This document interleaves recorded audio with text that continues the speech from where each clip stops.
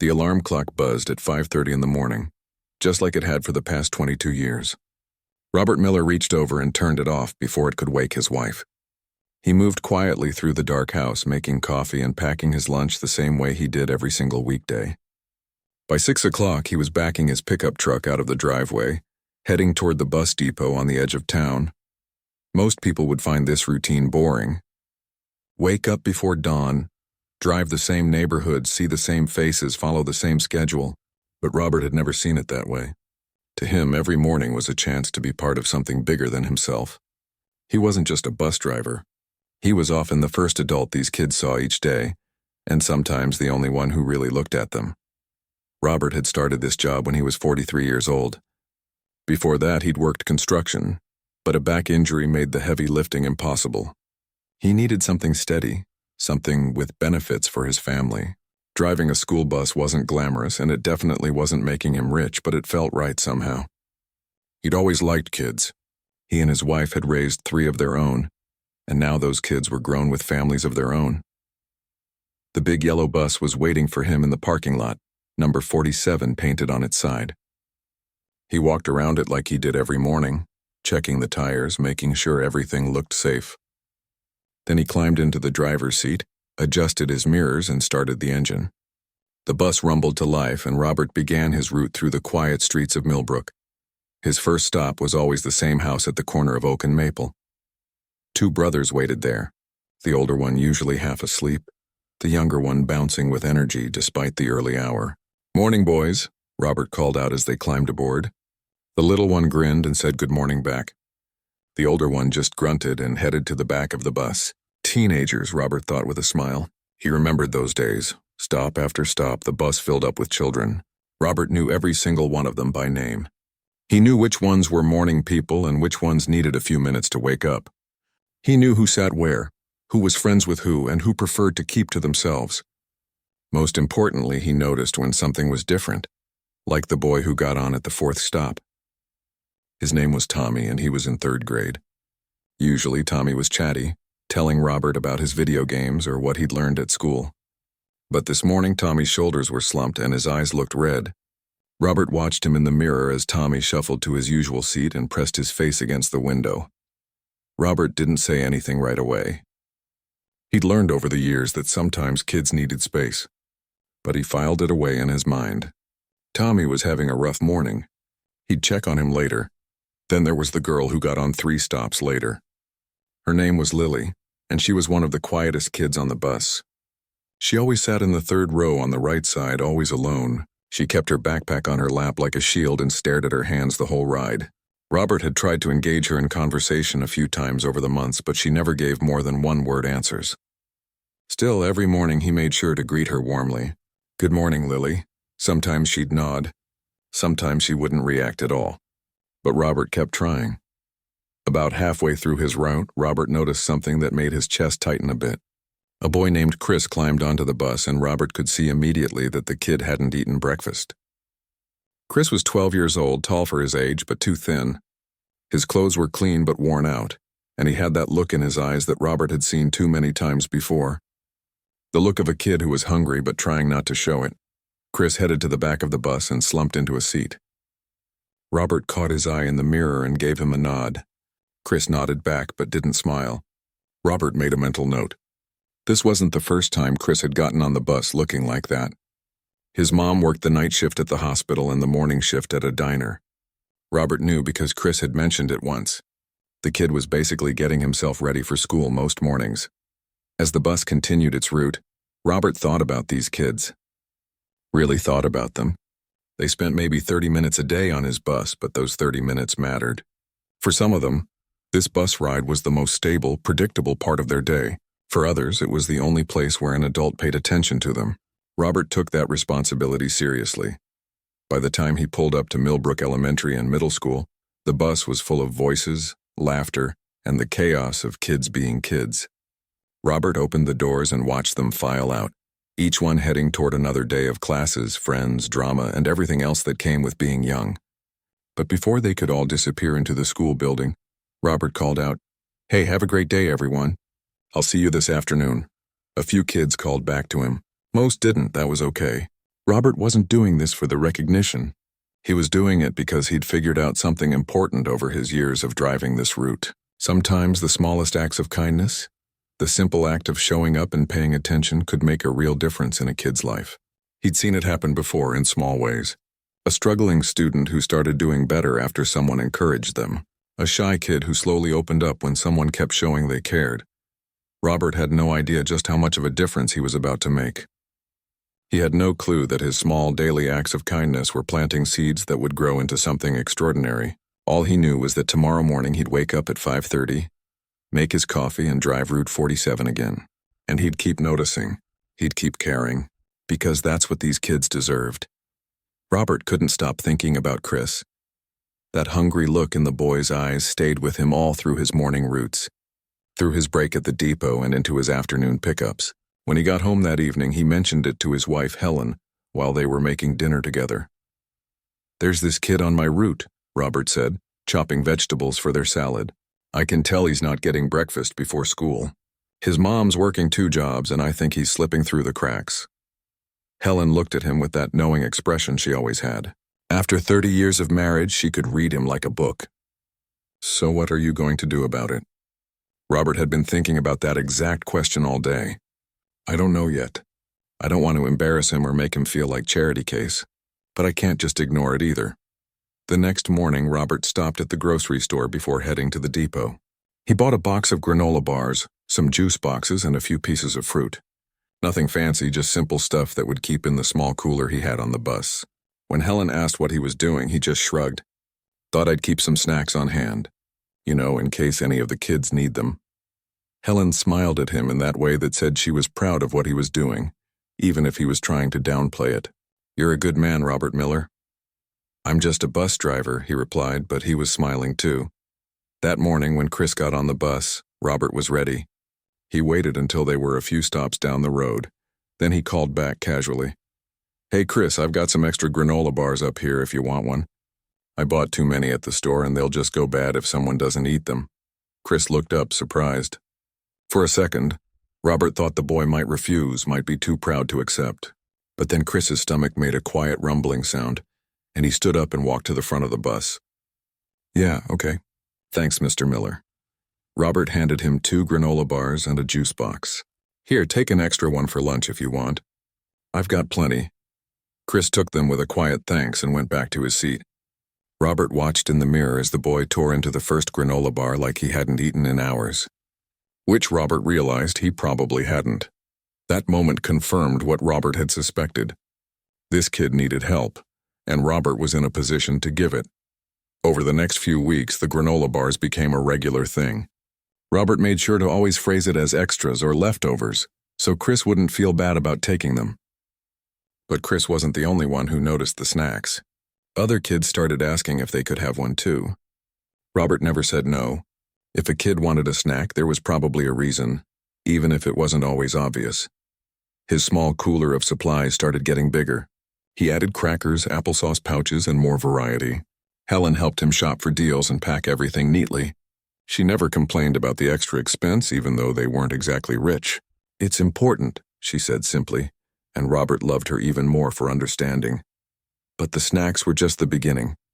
Robert started paying closer attention to all his kids, not just the ones who were obviously struggling. He made a point to learn something personal about each one. He'd ask about their hobbies, their pets, their favorite subjects in school. He remembered what they told him and followed up on it days or weeks later. There was a girl named Ashley who loved to draw. Robert started bringing her blank paper and pencils he picked up from the dollar store. "Found these in my garage," he'd say, even though they were brand new. Ashley's face would light up every time, and she'd spend the whole bus ride sketching. There was a boy named Jordan who was obsessed with dinosaurs. Robert went to the library and checked out books about dinosaurs, then left them on the book exchange he'd created using an old plastic crate. Jordan found them and was thrilled. He'd read passages out loud to the other kids, suddenly the expert on prehistoric creatures. Robert watched the shy boy gain confidence, watched him make friends over his dinosaur facts. Then there was Lily, the quiet girl who still sat alone every day. Robert knew her situation was different. She wasn't hungry or lacking supplies. She was just painfully shy, maybe dealing with anxiety. Robert wasn't a therapist, but he'd raised 3 kids of his own, and he knew that sometimes what a shy child needed most was a gentle, consistent friend. He started a new system on the bus. Whenever a new student joined his route, he'd strategically seat them near Lily. He'd introduce them casually. "Lily, this is Ben. He just moved here from 2 towns over. Ben, Lily's been riding this route for years. She knows all the best spots." It wasn't pushy, just a simple introduction. Sometimes it led to conversation. Sometimes it didn't. But slowly, very slowly, Lily started to open up. One day, Robert overheard her explaining to a new kindergartner where to sit and when the bus would arrive at school. She was helping someone else using her own experience. Robert's heart swelled with pride. That was growth. That was progress. Not every kid needed snacks or books or introductions. Some kids just needed someone to believe in them. There was a teenager named Brandon who everyone had written off as trouble. He'd been suspended twice, got into fights, talked back to teachers. Most adults looked at Brandon and saw a problem waiting to happen. But Robert looked at Brandon and saw a kid who was angry about something. One afternoon, when most of the other kids had gotten off the bus, Robert struck up a conversation. "You okay, Brandon? You seem pretty stressed lately." Brandon shrugged, defensive. "I'm fine, all right," Robert said, not pushing. "But if you ever need to talk, I'm here. I've got 2 ears and they work pretty good." Brandon didn't respond, but Robert noticed he didn't put his headphones back in either. The next week, when they were alone on the bus again, Brandon suddenly started talking. His grandmother, who he lived with, was sick. Really sick. Brandon was trying to take care of her, keep up with school and deal with everything else. He was overwhelmed and scared, and he'd been taking it out on everyone around him. Robert listened. Really listened. Then he did something that surprised even himself. He asked for Brandon's address and told him he'd stop by that weekend. Brandon looked skeptical but gave it to him anyway. That Saturday, Robert showed up at Brandon's house with information about community resources he'd spent hours researching. Meal delivery programs for seniors, home health aid services, support groups for caregivers. He'd printed everything out and organized it in a folder. Brandon and his grandmother were stunned. A bus driver, someone who barely knew them, had taken his own time to help. "You're a good kid, Brandon," Robert said before he left. "You're dealing with adult problems and you're doing your best. Don't let anyone tell you different." Monday morning, when Brandon got on the bus, he looked different. Lighter somehow. He nodded at Robert with something that might have been respect, might have been gratitude. Whatever it was a start. Word started to spread among the students, though Robert didn't realize it at first. Bus 47 was different. Mr. Miller was different. Kids who had older siblings or friends on other routes would hear about it. The bus driver on Route 47 gives out snacks. Mr. Miller actually remembers your name. He helped my friend's family when they were in trouble. Parents started to notice too. Their kids would come home talking about Mr. Miller, about how he'd encouraged them or helped them or made them laugh. Some parents were skeptical at first. Why was a bus driver going above and beyond like this? What did he want? But when they met Robert, when they saw his genuine kindness and lack of agenda, their skepticism faded. This was just a good man doing good things. Robert never thought of himself as special. He was just doing what felt right. But he was changing lives one small act at a time, and the ripple effects of his kindness were just beginning to spread. 5 years had passed since Robert started keeping snacks on the bus, and his little acts of kindness had grown into something much bigger than he ever imagined. The book exchange crate had turned into 3 crates, stuffed with donated books from community members who'd heard about what he was doing. The snack cooler had become 2 coolers, restocked every week with help from Helen and sometimes donations from grateful parents. But it wasn't just about the physical things anymore. Bus 47 had developed a culture all its own. The kids who rode it seemed different from kids on other routes. Teachers at the school started to notice. Students from Robert's bus were more likely to help each other, more likely to include the new kid, more likely to speak up when they saw someone struggling. Robert had started something he called the encouragement wall. It was really just a bulletin board he'd mounted at the front of the bus, but it had become something special. Kids could write anonymous notes of encouragement to each other and pin them up. At first, Robert had to seed it with his own notes. "You're braver than you think." "Someone is proud of you today." "Your smile makes others smile too." But then the kids started adding their own. To whoever is having a bad day, it gets better. You're not alone. That test you're worried about? You're going to do great. The notes weren't signed, which made them feel more genuine somehow. Kids would crowd around the board during the ride, reading the messages, sometimes taking one that spoke to them. One morning, a girl named Katie got on the bus crying. She was in 7th grade, that brutal age where everything feels like the end of the world. She'd been the victim of some mean gossip at school, and Robert could see she was devastated. Without saying anything, he gestured to the encouragement wall. Katie walked over, tears still streaming down her face, and started reading the notes. She stood there for almost the whole ride, just reading message after message. By the time they got to school, she'd stopped crying. She carefully unpinned one note that said, "You are enough exactly as you are," and tucked it into her pocket. Then she looked at Robert and gave him a small, grateful smile before getting off the bus. The next day, there were 5 new notes on the board, all in Katie's handwriting. She was paying it forward. Robert's influence kept expanding in ways he never planned. When he noticed that some kids were coming to school in worn-out winter coats, he started quietly collecting coats from his church's donation drives. He kept them in a storage area at the back of the bus and would mention to kids who needed them that he'd found some extra coats, and they were free for the taking. No questions asked, no explanations needed. When he learned that several students were struggling with reading, he started a reading buddy program on the bus. Older kids would pair up with younger ones and read together during the morning route. It helped the little kids improve their skills and gave the older kids a sense of responsibility and pride. Some of the high schoolers who'd been labeled as troublemakers became the most dedicated reading buddies. Brandon, the teenager who'd been taking care of his sick grandmother, had become one of Robert's success stories. With the resources Robert had connected him to, Brandon's grandmother got the help she needed, and Brandon's grades improved dramatically. He stopped getting into fights. He started smiling. And when he graduated high school, he came to find Robert specially to thank him and let him know he'd gotten a scholarship to the local community college. "You changed my life, Mr. Miller," Brandon said, shaking Robert's hand. "I don't know where I'd be if you hadn't cared enough to help." Robert felt his eyes getting misty, but he just clapped Brandon on the shoulder and said, "You did the hard work, son. I just pointed you in the right direction. I'm proud of you." Stories like Brandon's started to add up. Chris, the boy who'd been coming to school hungry, was now in high school and working part-time at a restaurant. His mom's situation had stabilized, and Chris made sure to wave at Robert every morning with a genuine smile. Ashley, the girl who loved to draw, had started taking art classes and was talking about becoming a graphic designer.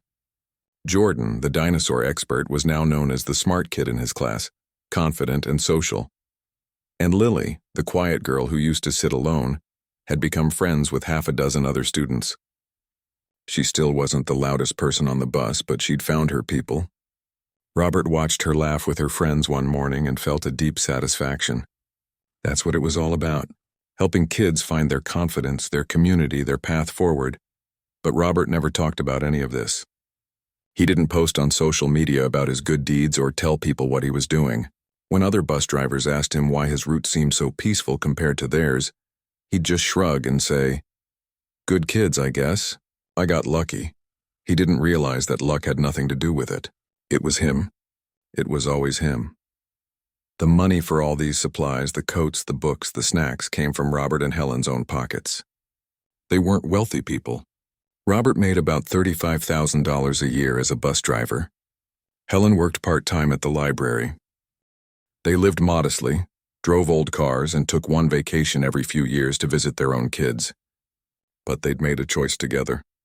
The money they could have spent on eating out or upgrading their furniture or buying new clothes went instead to the kids on bus 47. Over the years, Robert estimated he'd probably spent close to $50,000 of his own money. Maybe more. He didn't keep track because it wasn't about the money. It was about the kids. Every time he bought a box of granola bars or a winter coat or a stack of books, he thought about the child who would benefit from it. That was worth more than anything he could have bought for himself. His own children had noticed what he was doing. His daughter came to visit one weekend and found him at the kitchen table, organizing school supplies into individual bags for the kids on his route. She watched him for a moment, then sat down and started helping. "You know, Dad," she said, "when I was growing up, I used to think you were just a bus driver. I didn't understand why you loved your job so much. But I get it now. You're not just driving kids to school. You're giving them something to hold on to." Robert looked at his daughter and felt a swell of emotion. "I just do what I can," he said quietly. "No," she replied firmly. "You do more than that. You do what most people wouldn't. You see these kids, really see them, and you show up for them. That's rare, Dad. That's special." Meanwhile, at Millbrook School, the principal had started to notice a pattern. Students who rode bus 47 had better attendance rates. They had fewer disciplinary issues. Their grades were generally higher. When she looked into it, trying to figure out what was causing this trend, every path led back to the same person, Robert Miller. Teachers told her stories about students mentioning Mr. Miller, about how he'd encourage them or help them. Parents sent emails praising the positive influence he had on their children. The principal made a note to herself to do something to recognize Robert's contributions, but life got busy, and it slipped through the cracks. She had no idea that recognition was coming, just not in the way anyone expected. Former students were starting to graduate from college now. Kids who'd ridden Robert's bus years ago were becoming adults, entering the workforce, starting their own families. And many of them hadn't forgotten the bus driver who'd shown them kindness when they needed it most. They'd tell their friends about Mr. Miller. They'd mention him when people asked about who had influenced them growing up. One former student, now a young teacher herself, made it a point to visit Robert. Her name was Michelle, and she'd been one of the kids who'd taken notes from the encouragement wall when she was struggling with depression in high school. Those notes and Robert's consistent warmth had helped her through some of her darkest days. "I wanted you to know," Michelle told him, "that you saved my life. I don't think you remember, but there was a day when I got on your bus feeling like I couldn't go on anymore. And you looked at me and said, 'It's going to be a good day, Michelle.' I can feel it. It sounds so simple, but it was exactly what I needed to hear. It gave me hope to keep going." Robert did remember that day, though he hadn't known how serious Michelle's struggles were at the time. He felt overwhelmed by her words, by the idea that something so small could mean so much. "I'm just glad you're here," he said, giving her a hug. "And I'm proud of the person you've become." These moments happened more often than Robert realized. Seeds he'd planted years ago were growing into trees, and he was starting to see the forest he'd created. But the biggest moment, the one that would change everything, was still coming, and it would start with a graduation speech that no one saw coming. The envelope came in the mail on a Tuesday afternoon. Robert almost threw it away, thinking it was junk mail, but Helen caught him and pointed to the return address. Millbrook High School. He opened it and found an invitation to the graduation ceremony, specifically requesting his presence. There was a handwritten note at the bottom. "Please come. You're an important part of my story. Natalie." Natalie. Robert remembered her well. She'd started riding his bus in first grade, a tiny kid with messy hair and a backpack bigger than she was. Her family had immigrated from another country when she was little, and she'd struggled with English at first. Robert remembered how she'd sit near the front of the bus looking confused and overwhelmed. He'd made it his mission to help her practice English, teaching her new words, encouraging her to speak even when she was scared of making mistakes. Over the years, he'd watched Natalie transform. She went from being the quiet kid who barely spoke to being confident and articulate. She'd borrowed countless books from his book exchange. He'd given her notebooks and pencils when her family couldn't afford supplies. He'd told her over and over again that she was smart enough to do anything she wanted, that she belonged in this country, in this school, in any space she chose to occupy, and now she was graduating as valedictorian. The invitation said so right there on the paper. Robert felt a surge of pride so strong it made his chest tight. "I'm going," he told Helen. "I wouldn't miss this for anything." On graduation day, Robert put on his best suit, the one he usually only wore to weddings and funerals. Helen straightened his tie and told him he looked handsome. They arrived at the school gymnasium early and found seats in the middle section. The place was packed with families, all there to watch their kids walk across that stage and into the next chapter of their lives. When Natalie's name was called to give her valedictorian speech, Robert sat up straighter. She walked to the podium with confidence, her graduation gown flowing behind her. She looked out at the crowd, took a deep breath, and began to speak. Her speech started normally enough. She talked about the graduating class, their shared experiences, the teachers who'd shaped them. But then she shifted gears and Robert felt his heart start to beat faster. "There's someone here today," Natalie said, her voice carrying through the gymnasium, "who changed my life in ways he probably doesn't even realize. Someone who taught me that kindness doesn't need to be grand to be powerful. Someone who saw me when I felt invisible." Robert felt Helen grab his hand. "When I came to this country as a little girl," Natalie continued, "I was terrified. I couldn't speak English well. I didn't understand the culture. I felt like an outsider every single day.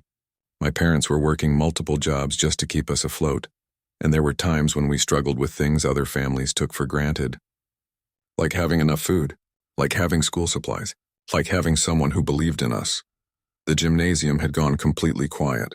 Everyone was hanging on her words, but there was this bus driver, Mr. Robert Miller. Every morning he'd greet me by name. He'd help me with my English, patiently correcting my pronunciation and teaching me new words. When my family couldn't afford books, he had a whole collection on his bus that he let us borrow. When I came to school hungry, he always had snacks that he said were extras, even though I know now he bought them with his own money specifically for kids like me. Robert felt tears starting to form in his eyes. He hadn't expected this. He'd just done what felt right. "Mr. Miller told me I was college material when nobody else did," Natalie said, her own voice cracking with emotion. "He told me I belonged here.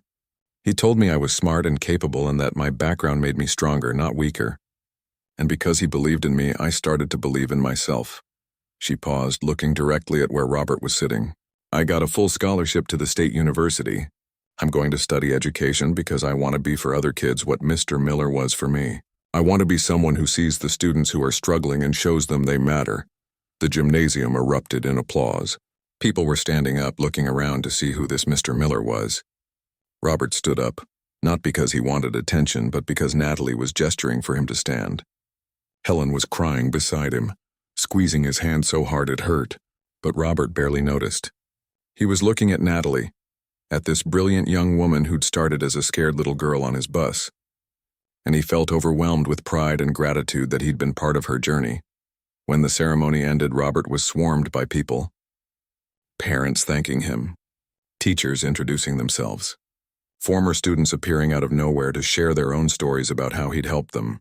A local news reporter who'd been covering the graduation asked if she could interview him. Robert agreed, though he felt uncomfortable with all the attention. The interview was supposed to be short, just a feel-good local story. But when the reporter started digging deeper, asking questions and talking to other people, she realized this was bigger than she'd thought. She asked Robert how much of his own money he'd spent over the years helping students. Robert was reluctant to answer, but Helen spoke up.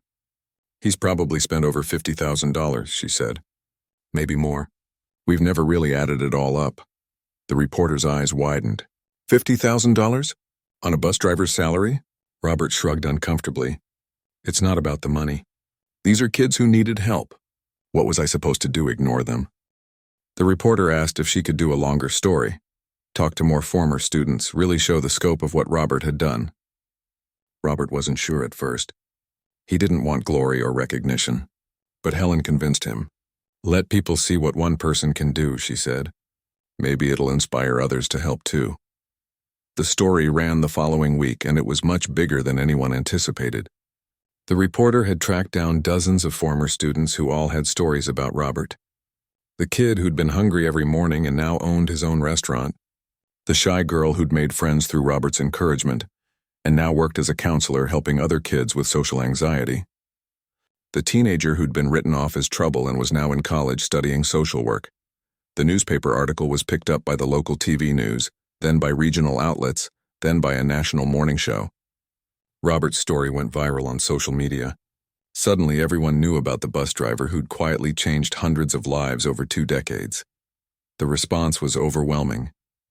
People from all over the country started sending donations, wanting to support Robert's work.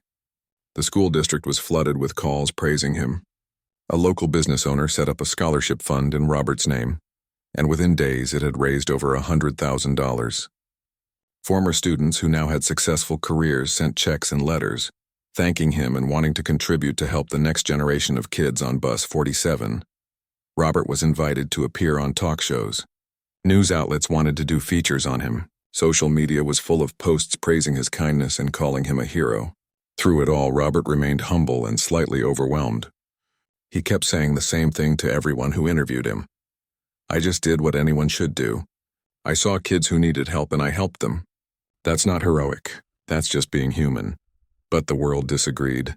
In a time when news was often dark and divisive, Robert's story was a beacon of light. It reminded people that ordinary individuals could make extraordinary differences, that small acts of kindness, repeated consistently over time, could change the trajectory of someone's life. The school district announced they were creating training programs based on Robert's approach. They wanted to teach all their staff about the power of seeing students as individuals, of offering encouragement, of being willing to go the extra mile. They called it the Miller Method. Local businesses started donating supplies for Bus 47 specifically. Parents who'd never met Robert sent thank you notes. Teachers reached out to say his students were always the most empathetic and helpful in their classes. And now they understood why. But perhaps the most touching response came from the kids themselves, both current and former students. They started organizing a surprise for Robert, something to show him just how much he meant to all of them. They planned it in secret, coordinating through social media and word of mouth. And when they revealed what they'd done, it would be a moment that Robert would remember for the rest of his life. Robert thought things would settle down after a few weeks. The news coverage would fade, life would go back to normal, and he'd return to his quiet routine of driving Bus 47. But the former students had other plans. It started with a phone call from Natalie, the valedictorian whose speech had set everything in motion. "Mr. Miller," she said, her voice bubbling with excitement, "we're planning something special for you.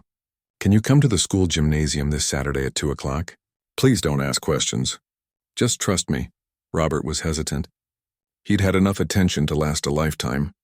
But Natalie's enthusiasm was contagious, and Helen insisted he go. "These kids want to thank you," she said. "Let them." So that Saturday, Robert and Helen drove to Millbrook High School. The parking lot was surprisingly full for a weekend. When they walked into the gymnasium, Robert stopped in his tracks. The place was packed. Absolutely packed. There were hundreds of people there, maybe even 1,000. Chairs had been set up facing a small stage and decorations hung from the ceiling. A banner across the back wall read, "Thank you, Mr. Miller." Before Robert could fully process what was happening, people started approaching him. He recognized faces from years ago, kids who were now adults. They hugged him, shook his hand, some of them crying as they thanked him. It was overwhelming in the best possible way. Brandon was there, the teenager who'd been taking care of his sick grandmother. He was in his mid-20s now, dressed in business casual clothes. "I'm a social worker now," he told Robert proudly. "I help families navigate the system, connect them with resources, just like you did for me. You changed the entire direction of my life." Chris was there too, the boy who used to come to school hungry. He'd brought his mother with him, and she hugged Robert so tightly he could barely breathe. "You fed my son when I couldn't," she said through tears. "You never judged us. You just helped. I'll never forget that." Ashley, the girl who'd loved to draw, had brought a framed picture she'd created specifically for Robert. It was a beautiful watercolor painting of Bus 47, surrounded by hundreds of small hearts. "Every heart represents a kid whose life you touched," she explained. Robert felt his own heart swell looking at it. The program began, and Robert was led to a seat of honor at the front. Former students took turns walking up to the microphone, sharing their stories. Some were funny, like the boy who remembered how Robert would make up silly songs to help them remember their bus number. Some were emotional, like the girl who said Robert's daily encouragement had helped her survive her parents' divorce. One young man, now a teacher himself, spoke about how Robert had given him books about science when he was struggling in that subject. "You told me I could understand it if I gave myself time," the young man said. "Now I teach science to middle schoolers, and when they're struggling, I think about what you did for me. I try to be that person for them." A woman in her late 20s talked about the encouragement wall, about how one anonymous note had stopped her from making a terrible decision when she was in high school. "I still have that note," she said, pulling out a worn piece of paper from her wallet. "It says, 'Tomorrow is another chance.' I read it whenever I'm having a hard day. Mr. Miller created a space where students supported each other, where we learned to lift each other up. That's a lesson I've carried into every aspect of my adult life. The stories went on for over an hour. Each one was unique, but they all had the same theme. Robert had seen them, believed in them, and helped them in ways both big and small. He'd given them food when they were hungry, supplies when they had none, encouragement when they felt hopeless, and most importantly, he'd given them the feeling that someone cared about whether they succeeded or not. Then Natalie returned to the microphone. Mr. Miller, when we started organizing this event, we also started a fundraising campaign. We wanted to do something meaningful to honor your legacy and continue the work you started. She nodded to someone at the back of the gymnasium, and a number appeared on a large screen. Robert squinted to read it. $327,000. That's how much we've raised so far, Natalie said, her voice full of emotion. Former students, community members, people from around the country who heard your story and were inspired by it. We've created the Robert Miller Scholarship Fund. Every year it will provide scholarships to students who demonstrate kindness and community service, students who might not otherwise be able to afford college. Your impact won't just live on in us. It'll live on in generations of students to come. Robert couldn't hold back his tears anymore. Helen was crying beside him. The entire gymnasium was on its feet, applauding. Robert stood up, not sure what to say. How do you thank people for something like this? How do you put into words what he was feeling? He walked to the microphone, his legs shaking slightly. The applause gradually died down, and everyone waited to hear what he had to say. I don't know where to start, Robert began, his voice rough with emotion. When I became a bus driver 22 years ago, I thought I was just taking a job. I needed steady work, benefits for my family, something I could do with my bad back. But somewhere along the way, it became so much more than that. He paused, looking out at all the faces staring back at him, faces he'd known as children now grown into adults. You all keep calling me a hero, but I'm not. I'm just someone who decided to pay attention. I noticed when kids were struggling, and I tried to help in whatever small ways I could. That's not heroic. That's just human decency. But seeing all of you here today, hearing your stories, learning about the lives you're living and the people you've become, that's the real reward. You took the small things I did and turned them into something beautiful. You became teachers, social workers, counselors, parents who know how to show up for their kids. You became people who lift others up because someone once lifted you up. Robert's voice cracked, and he had to stop for a moment to compose himself. If there's anything I want you to take from this, it's that you all have the power to do what I did. You don't need to be rich or famous or in some important position. You just need to see the people around you, really see them and care about their well-being. That's all it takes to change a life. The gymnasium erupted in applause again, but Robert held up his hand. One more thing.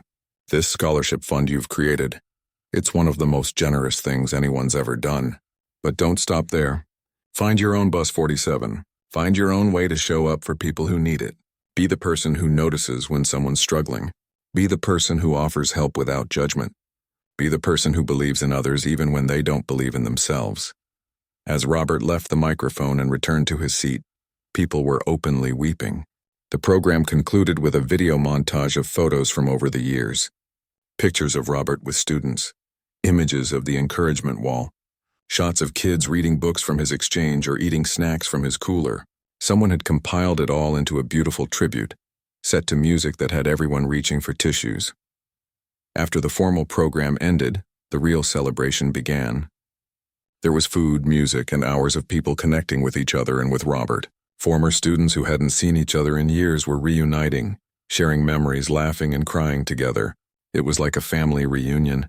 Except this family had been formed not by blood but by the shared experience of riding a bus with a driver who genuinely cared. The local news covered the event, of course. The story of the community coming together to honor Robert made national headlines again. But more importantly, it sparked something in communities around the country. School districts started paying more attention to their bus drivers, custodians, cafeteria workers, all the people who interacted with students daily but were often overlooked. Programs were created to train staff in the Miller method of student engagement. Scholarship funds were established in other cities inspired by Robert's story. Robert eventually retired from bus driving, though he was only 65 and could have worked longer. But he felt like it was time. On his last day driving Route 47, every single student gave him a card they'd made. The current kids, many of whom had only known him for a few years, had heard the stories from older siblings and parents. They understood they'd been riding with someone special. In retirement, Robert didn't slow down much. He volunteered at the school, mentoring new bus drivers and teaching them his approach. He helped manage the scholarship fund that bore his name. He spoke at education conferences, sharing his philosophy that every interaction with a child is an opportunity to make a positive difference. Helen often joked that he was busier retired than he'd been working. But she was proud of him, always had been. "You've shown people what's possible," she told him one evening as they sat on their porch watching the sunset. "You've proven that ordinary people can do extraordinary things just by choosing to care." The scholarship fund continued to grow. 5 years after it was established, it had provided college scholarships to over 50 students.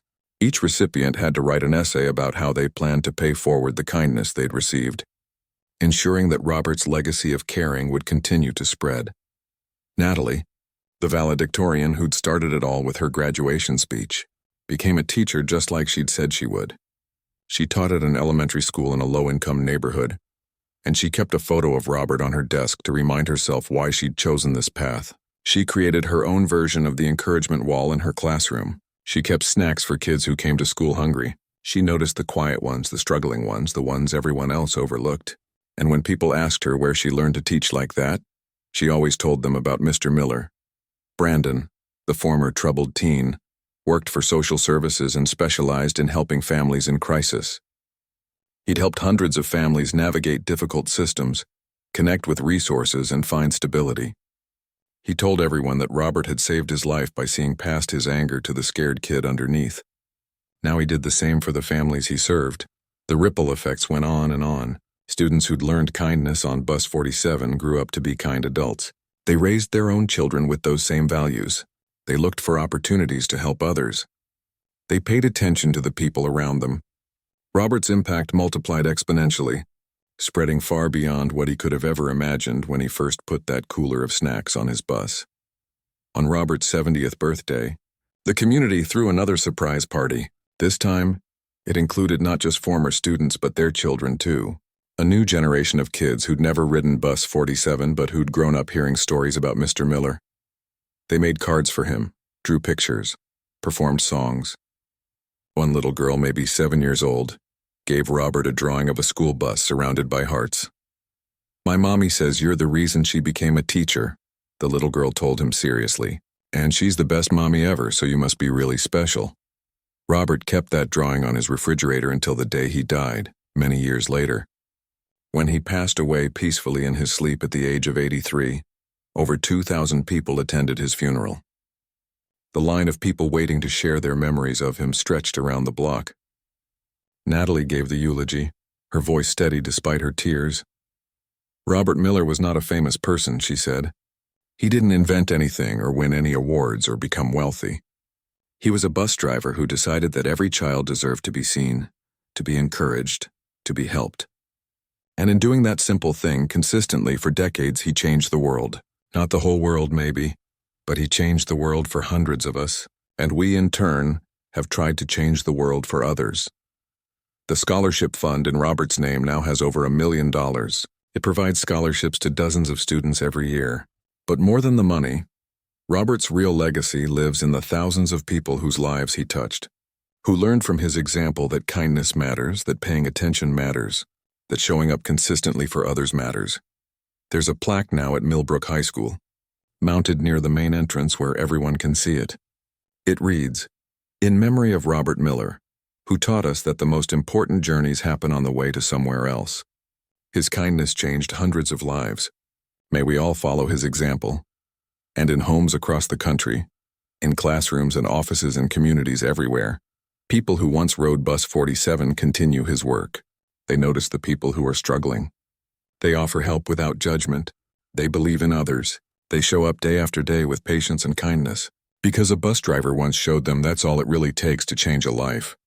That's the legacy of Robert Miller, not fame or fortune, but a ripple of kindness that continues to spread, touching new lives every day, proving that one person who cares can make an unimaginable difference in the world."